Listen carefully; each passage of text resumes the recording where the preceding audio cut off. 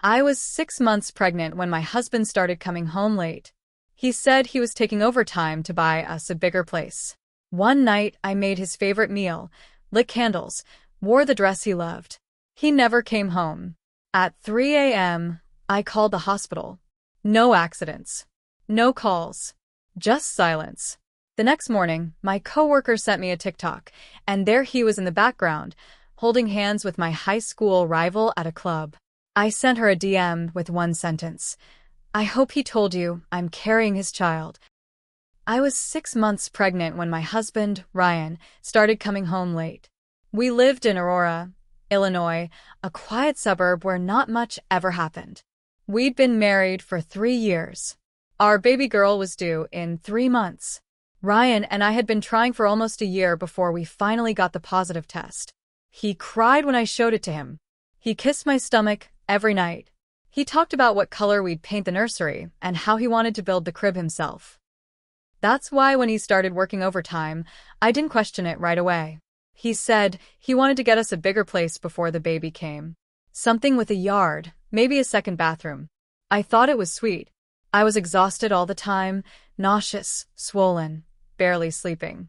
But I stayed up most nights just to see him when he got home around 11:30, sometimes closer to midnight. He'd be tired, wouldn't say much, just kiss me on the forehead and fall asleep. But then he stopped coming home by midnight. Then 1 a.m. Then 2.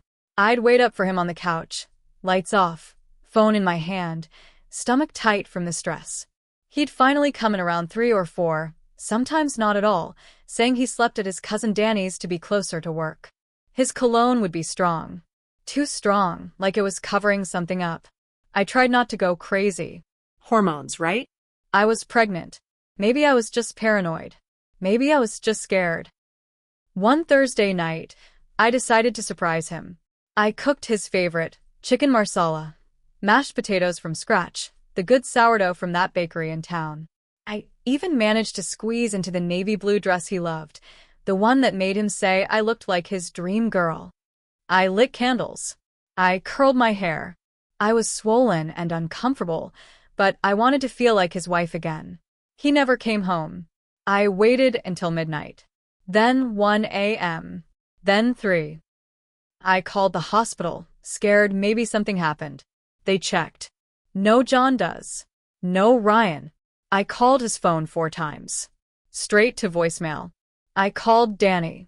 No answer. I barely slept. The next morning, I dragged myself into work. My feet were swollen, eyes red, brain foggy. I worked the front desk at a dental office. My coworker, Tasha, showed me a TikTok on her phone during lunch. Hey, isn't this Ryan? The video was from the night before. Some girl doing a stupid dance at the dock, a bar over in Naperville. And there, in the blurry background, was my husband. Clear as day. Laughing. Holding hands with someone. I leaned in. It was her. Samantha. My high school rival. The girl who slept with my prom date. The one who once told me I'd always be the backup girl. I hadn't seen her in years. I stared at the screen for a long time. I didn't cry. I didn't throw the phone. I didn't even blink. I opened Instagram. Found her page. DM'd her one sentence. I hope he told you I'm carrying his child. She saw it within seconds. Left me on read. That was the moment I snapped. Not just because he cheated, but because he thought I wouldn't find out. He thought I'd just stay quiet and raise this baby while he played house with someone else. I wasn't just heartbroken. I was humiliated. I wasn't going to cry anymore. I was going to make them both regret it. I spent the rest of that day at work in a daze.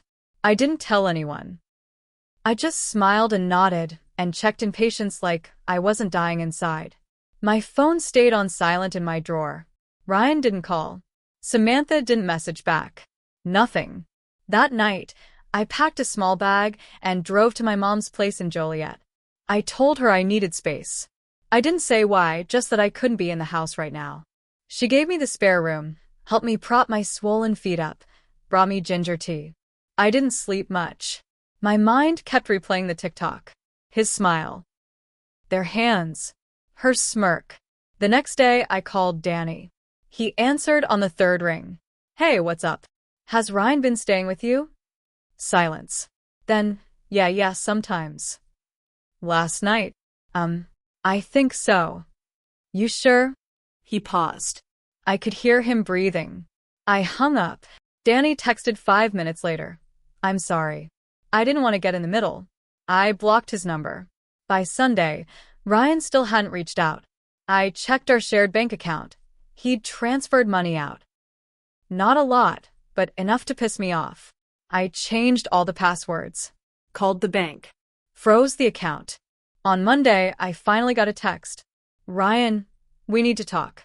Me. About what? Your girlfriend or our daughter? No reply.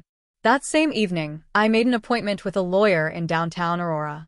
Divorce wasn't what I wanted, but I needed to protect myself. I needed to protect my child. The lawyer, Mr. Diaz, was calm and matter-of-fact. I told him everything. He took notes. He told me to gather proof, texts, emails, screenshots, anything. I told him it was about the TikTok. He said it would help. Then he asked something that flipped a switch in my brain. Do you know if he's been spending marital money on her? I hadn't thought about that. I went through our finances from the last few months. Uber Eats from places we never ordered from. Hotel charges in Chicago. Bar tabs. A charge from a boutique in Oak Brook. I looked up the store. It was a high-end maternity boutique.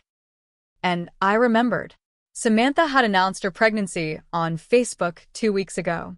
My hands shook. I texted her again. Me. How far along are you? No reply. I sent another. Me. I'm due in 3 months. I guess we'll see who he really wants to raise a baby with. That one got a response. Samantha. Maybe he's with me because I'm not a pathetic, boring wife who let herself go. My chest burned, but I smiled. Because I had a plan. And it started with a visit to her boutique. I wasn't there to fight. I was there to gather. I walked in wearing my best coat, belly full and round. She didn't recognize me at first. She looked tired, her skin pale, hair pulled back tight. I could see the stress on her face. She was working the register. I bought a small baby blanket, paid in cash, watched her the entire time. As I left, I dropped the receipt. She bent to pick it up. I turned and said, he used to say he wanted to name her Lila. She froze. I left. I knew it wasn't over. But I had just lit the first match.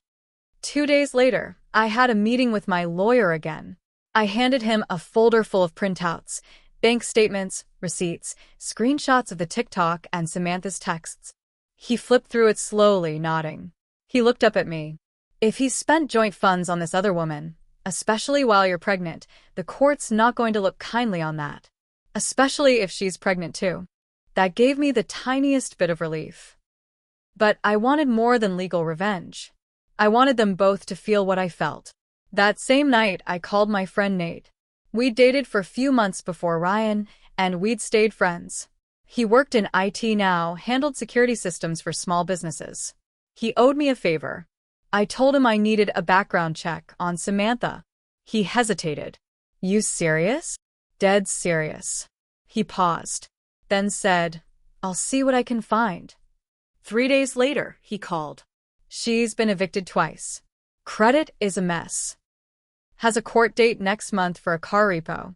And get this, she used to work at a spa in Plainfield. Got fired for stealing.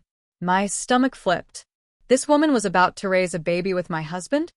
Asked Nate to email everything. He did. I sent it all to Ryan. Me.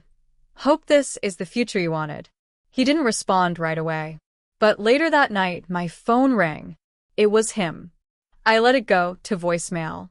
The message was short. You don't understand what's going on. Please call me. I didn't. Instead, I posted something on Facebook, just a photo of the ultrasound. Caption: she deserves better. It got dozens of likes, old friends commenting, sending love. A few mutual friends messaged me privately. One of them, Tanya, told me something I wasn't ready for. He's been seeing her for almost a year. I didn't know he was still with you. I'm so sorry. A year. He cheated almost the entire time I'd been pregnant. I sat in my mom's kitchen, shaking, trying not to scream. But something else came with Tanya's message. He told her you knew, said you were separated. I was shaking so bad, I nearly dropped my phone. That's when I knew what I had to do next. Samantha's parents lived in town. I remembered that from high school. Her dad ran a small HVAC business. Her mom worked part-time at a florist shop. I sent her mother an email with one of the receipts. Ryan used our account to buy her daughter lingerie from a boutique. I didn't say a word in the email.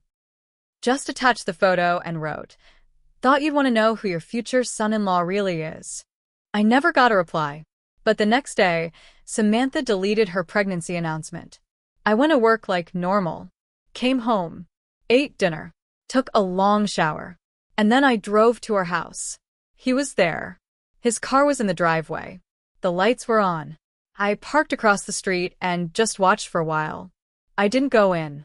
I wasn't ready. But I knew what I had to do next. I wasn't just going to destroy their relationship. I was going to make sure he lost everything. The next day, I filed for full custody. My lawyer said it wouldn't be easy, but we had a strong case. Abandonment, infidelity, misuse of funds, and proof of instability on the other side. He said, "We'll hit hard, but be ready for him to fight back." I was. I went back to our house while Ryan was at work. My name was still on the deed. My mom helped me pack. I didn't take everything. Just what I needed, what mattered, our daughter's things, my clothes, the baby books, photos, keepsakes. I left the rest. Left the house cold and half empty. Like he left me. He texted me that night. "Ryan, what the hell? Half the stuff is gone." Me? So am I. I didn't hear from him again for a week. Then came the papers. He'd hired a lawyer. Was asking for joint custody. I expected that. What I didn't expect was him accusing me of mental instability due to pregnancy-related distress. He even claimed I emotionally abandoned the marriage. That broke something in me. He thought he could lie his way out of everything. Erase me like I was just a chapter he regretted. So I got mean. I contacted Samantha. I told her everything he was doing in court. Sent her a copy of the custody papers. Then I added, "He's going to try to do this to you too. Ask yourself what happens when he gets bored again." A week later, I got a call from his lawyer. They wanted to revisit the custody proposal. Something had shifted. I didn't know exactly what, but I had a good guess. Another week went by, and I ran into Samantha at the grocery store. She looked different. Pale. Hollowed out. She walked right up to me. "I didn't know." "I know. He told me you were crazy. That you cheated. That you trapped him." "Sounds like him." She bit her lip. I ended it. I nodded. "He'll be back. Don't let him in." She just stood there, staring. I walked away. The court date came fast. Ryan looked like hell, unshaven, wrinkled shirt, eyes bloodshot. I kept my head high. My lawyer spoke calmly. We had everything: bank records, the TikTok, witness statements, pregnancy logs, my clean mental health evaluation. The judge ruled in my favor. Full physical custody. He got supervised visits twice a month. When the ruling was read, Ryan didn't even look at me. Outside the courthouse, he tried to talk to me. I didn't stop walking. "Please," he called after me. "Can we at least talk about—" I turned. "You're dead to me, Ryan. And when our daughter asks about you, I'll tell her the truth." He didn't follow me. 2 months later, I gave birth. Alone, but not broken. I named her Lila Grace. She came into this world with quiet strength, eyes wide open. And every time I look at her, I remember that night I sat in the dark, waiting for a man who never came home. I remember how I turned that silence into fire. And how I burned down the lies he tried to bury me in. He took my trust. I took everything else.